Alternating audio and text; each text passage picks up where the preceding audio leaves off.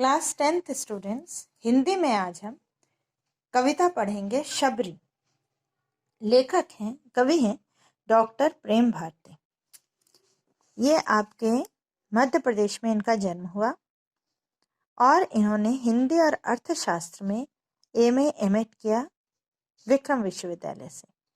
ये कविता जो है इनकी, ये एक खंड काव्य है, काफी लंबी कविता है, जिसका एक अंश आप इस यहाँ पर पढ़ेंगे।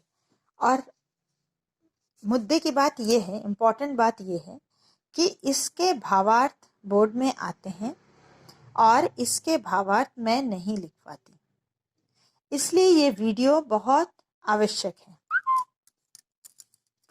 आपके लिए बहुत कारगर होगा। जो भी भावार्थ मैं आपको यहाँ टिक करके दूंगी वो आपको स्वयं ही लिखने हैं और बोर्ड में भी आएंगे तो वो आपको स्वयं ही लिखने पड़ेंगे।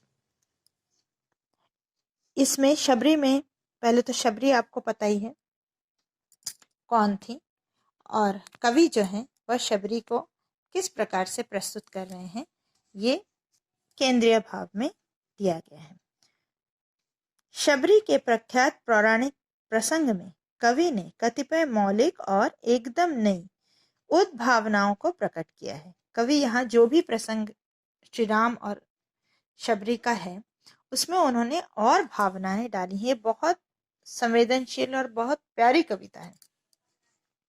शबरी का हृदय श्री राम के स्वागत हेतु प्रफुल्लता से परिपूर्ण हो उठता है। कवि ने शबरी के हृदय को की उदारता और वात्सल्यता को संपूर्ण वन प्रांत तक विस्तारित कर दिया है। मतलब शबरी की जो भावनाएं हैं वहां पेड़ पौधे, साधु संत जो भी वन में रह रहे हैं, पशु पक्षी तक ये भावना फैल गई है। मतलब वो लोग भी इससे जुड़ गए। उन्होंने शबरी के भीतर जागते द्वंद्व का चित्रण करते हुए उसकी स्वाभाविक आत्मगरिमा का एक साथ चित्रण किया है। यद्यपि यहाँ पर द्वंद्व है कि वह श्री राम के दर्शन कर रहे हैं और बहुत ही अब मैं क्या करूं इस टाइप का, मतलब एक महान व्यक्ति जिसका वो वर्षों से इंतजार कर रहे हैं, वो जब सामने आ गया तो वो परेशान भी हो रही है और अपनी आत्मगरिमा को भी बचाए हुए। यद्यपि श्री राम ने के स्वागत रहित उसके पास उपयुक्त भौतिक संसाधन नहीं है। श्री राम के स्वागत के लिए उनके पास वैसे भौतिक संसाधन है नहीं, लेकिन वह किंतु प्रेम से भरा हृदय तो है। कवि इस प्रसंग में राम की आंखों में आंसुओं की छलछलाहट लाकर उसे एक नाम स्मृति विधान प्रदान किया है कि श्री राम की आंखें छलछला जाती हैं जब वो प्रेम से शबरी उन्हें बेर खिलाते हैं। चलिए अब कविता पढ़ते हैं। और सत्य ही राम वहां पर पता लगाते मुनिगण से, शबरी की कुटिया तक आए प्रेम रूप के मधुवन से। मुनिगणों से पता लगाते लगाते श्री राम शबरी की कुटिया तक आए। स्वागत का संविधान वहां था, स्वयं प्रकृति का उपमागार। जड़ चेतन सब भूल गया था, देख प्रभु का रूप प्रसार। पूरा जंगल उनके स्वागत के लिए तैयार था और श्री राम का रूप देखकर जड़ चेतन, जैसे पेड़ पौधे हमारे जड़ होते हैं, वो अपनी जगह से नहीं हिलते, लेकिन यहाँ पर पेड़ पौधे भी अपना वो जो उनका स्वभाव है वो भूल गए थे। जड़ चेतन सब भूल गए थे। प्रभु का रूप देखकर पीत पावड़े पड़े हुए थे वृक्षों के मधुबंधनवार। श्री राम के पैरों में पुष्प बिखरे, वंदनवार, पेड़ों ने वंदनवार बनाकर उनके पैरों के पास डाले। उससे चलकर ही कौशल सुत आए थे कुटिया के द्वार। कौशल सुत में कौशल्य के पुत्र श्री राम, उसी पर से चलकर वह कुटिया के द्वार, मतलब झोपड़ी, शबरी की झोपड़ी तक आए हैं। मतलब खड़ा गगन का दीप स्वयं ही, लिए सूर्य की ज्योति महान, ताराओं के पुष्प अलक्षित, धूप आरती का भगवान। सूर्य दीपक बन गए हैं और ताराएं फूल जैसे बरस रही हैं। धूप आरती का भगवान, और धूप आरती बन गए हैं। मतलब श्री राम के स्वागत में प्रकृति खुद बिछ गई है। द्विजगण शंख को चार सुनाते, शुभागमन में रघुवर के। शबरी अक्षक देख रही थी आज उन्हें जी भर भर के। द्विजगण में ब्राह्मणगण, ईश्वर लोग और ब्राह्मण लोग सभी, मतलब मुनिगण सब शंख बजा रहे थे श्री राम के आगमन पर। और शबरी अक्षक मतलब वो स्तंभित हो गई है और ध्यान से देख रही है, क्या करेगी समझ नहीं पा रही, ऐसी भावना से वह ध्यान से देख रही है श्री राम को जी भर कर। श्याम स्वर्ण तन कमल नयन थे, जटा मुकुट सिर पर अभिराम। धनुष बाण तरकश को धारे, सुंदरता के कोटि ललाम। श्याम स्वर्ण तन, कैसा था श्री राम का तन? सांवला, सोने जैसा तन। कमल नयन, नयन कैसे? कमल की पंखुड़ियों जैसे। जटा मुकुट सिर पर अभिराम, जो जटा थी उनके सिर पर वो मुकुट जैसी शोभायमान हो रही थी। और धनुष बाण लेकर वह सुंदरता के सारे जो आयाम हैं उन्हें पार कर गए थे। दीर्घ नेत्र कर सुभग सलोने, हाँ ये ही है अवध भुवाल। लेश मात्र संदेह नहीं है, आज हुई मैं अरे निहाल। शबरी जी भर कर देख रही है कि बड़ी बड़ी आंखों वाले यही सुभग सलोने, यही है अवध के भुवाल। अवध मीन्स अयोध्या, अयोध्या के राजकुमार। मुझे बिल्कुल भी संदेह नहीं है और मैं आज निहाल हुई जा रही हूँ। वंदन में क्या गीत सुनाऊं, कहाँ आरती का सामान। उसकी मन विवलता पाकर हंसे तभी सानुज भगवान। अब शबरी परेशान हो गई कि वो स्वागत में गीत सुनाए या आरती की थाल लेकर आए श्री राम के स्वागत में। उसकी इस विवलता को देखकर दोनों भाई, भगवान समेत दोनों भाई सानुज अपने छोटे भाई के साथ श्री राम हंस दिए। वाणी थी अवरुद्ध प्रेम में, परम शांत थी हर्ष विभोर। चरण पकड़कर निरख रही थी, पुनि पुनि कृपा सिंधु की ओर। उनकी आवाज बंद हो गई थी, शबरी की आवाज जो थी वह बंद हो गई थी और शांत दृष्टि से वह खुशी के मारे विभोर हुई जा रही थी। और श्री राम के चरण पकड़कर वह बार बार श्री राम की ओर देख रही थी। मृगछाला का आसन देती शुद्ध सच तब दोनों को, और भोग हित बेर भेंट की लगी देखने कोनों को। मृगछाला का मतलब मृग मीन्स हिरण की छाल का वह आसन बिछाती है दोनों भाइयों के लिए साफ सुथरे। और ईश्वर को भोग क्या देगी? बेर भेंट करना था उसको, वह देख रही थी कोनों की तरफ। वन से चुन चुन कर जो मीठे बेर नित्य वह लाई थी, बड़े प्रेम से उनको देने मन ही मन ललचाई थी। वह रोज थोड़े थोड़े बेर लाकर, जो मीठे बेर उन्होंने इकट्ठे कर रखे थे, वह देने के लिए वह तत्पर हो उठी। कभी सोचती राजभोग को, किंतु अरे लेते हैं वे, नहीं नहीं बनवासी होकर कंदमूल लेते हैं वे। कभी वो सोच रही थी कि खाना बनाकर राजभोग परोसूं, लेकिन उन्हें लगा कि शायद वो वनवासी जब हो गए हैं, सन्यासी हो गए हैं, तो शायद फल फूल ही कंदमूल ही खा रहे हैं। अरे बेर में बेर न होवे, स्वामी को थोड़ा अवकाश, शीघ्र चलो मैं कुटिया में से, आतुरता में देखे पास। बेर मीन्स देर भी होती है, देर हो जाना, तो बेर देने में देर ना हो जाए, इसीलिए वह जल्दी से अपनी कुटिया की तरफ चल दी, मतलब कुटिया से श्री राम की ओर चल दी।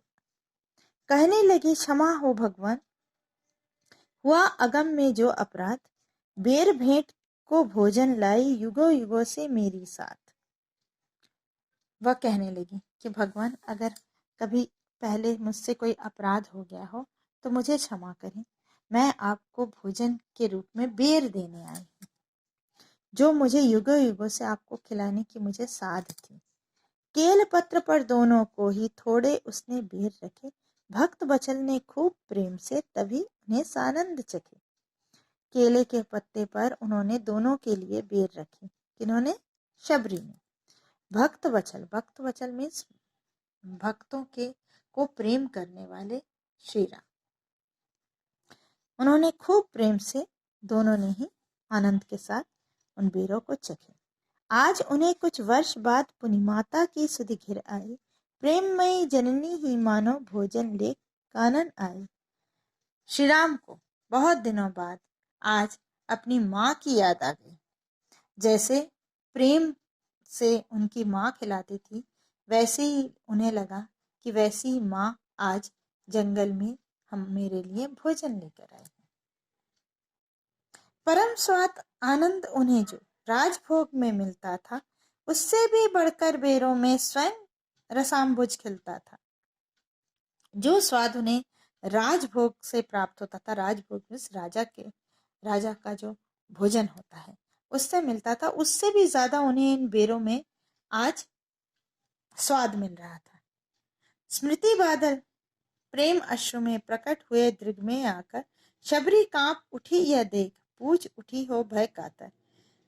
यादों से, श्री राम की यादों में जब माता की याद से उनके आंखों में आंसू आ गए।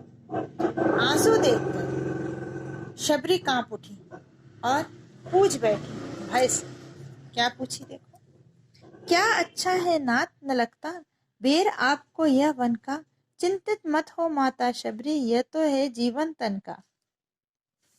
वह जल्दी से घबराकर पूछ बैठी कि क्या नाथ आपको ये बेर अच्छे नहीं लगे। तो श्री राम कहते हैं, माता शबरी चिंतित मत हो, यह जीवन ये तो तन के लिए है।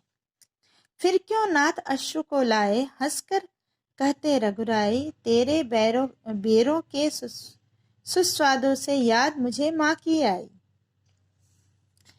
तो शबरी ने पूछा, फिर आपकी आंखों में आंसू क्यों आ गए।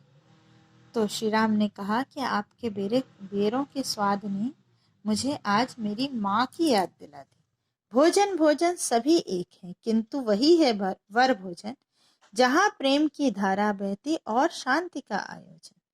सभी भोजन है, लेकिन असली भोजन या महत्वपूर्ण भोजन वही है जहाँ प्रेम से खिलाया और जाए और आसपास शांति हो। शांति और प्रेम जहाँ है, वही भोजन सबसे अच्छा भोजन है। बेर बेर में मैं इन बेरों की शबरी करता मृदुल सरा, और बेर मुझको दो सत्वर, खाते खाते बढ़ती जा।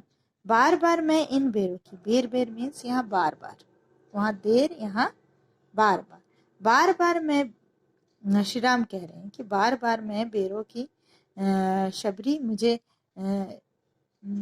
इन बेरों की चाह हो रही है, और जितना मैं खाता जा रहा हूँ मुझे और इच्छा हो रही है।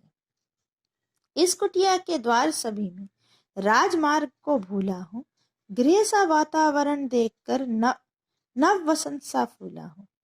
इस कुटिया के द्वार में आकर मैं राजमार्ग मतलब जहाँ राजाओं के महल होते हैं, वहां जाने का जो मार्ग है वह तक मैं भूल गया हूँ।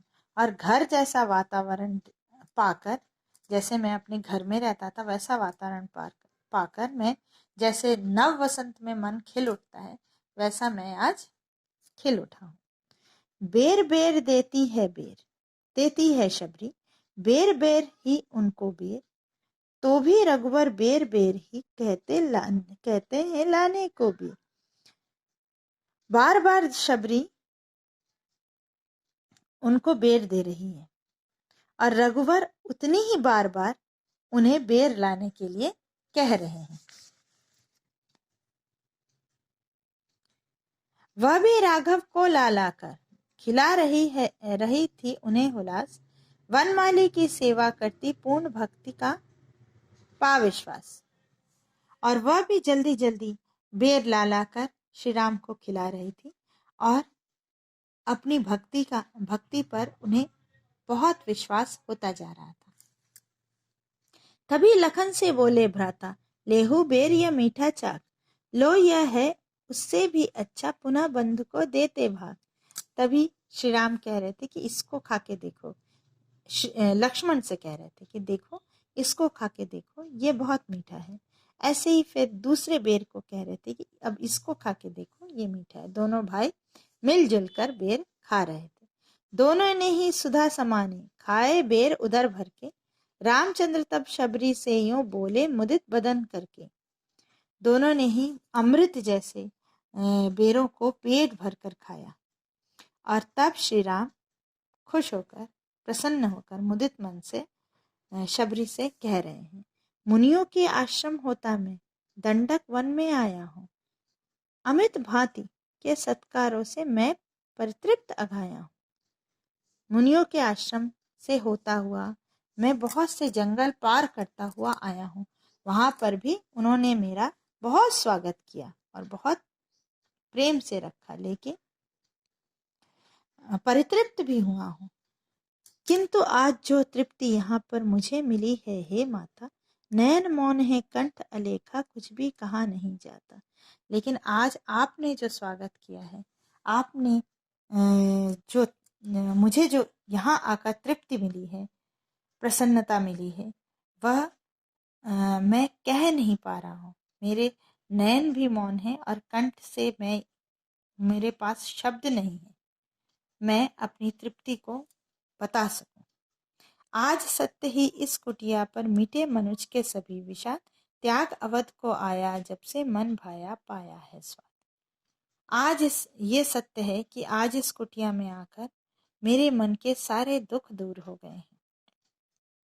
और जब से मैं अयोध्या को त्याग कर आया हूँ, आज मुझे मन का जो स्वादिष्ट स्वाद है वह मिला है। इसके भावार्थ आपको स्वयं करने हैं, मैं आपको नंबर बता दूंगी।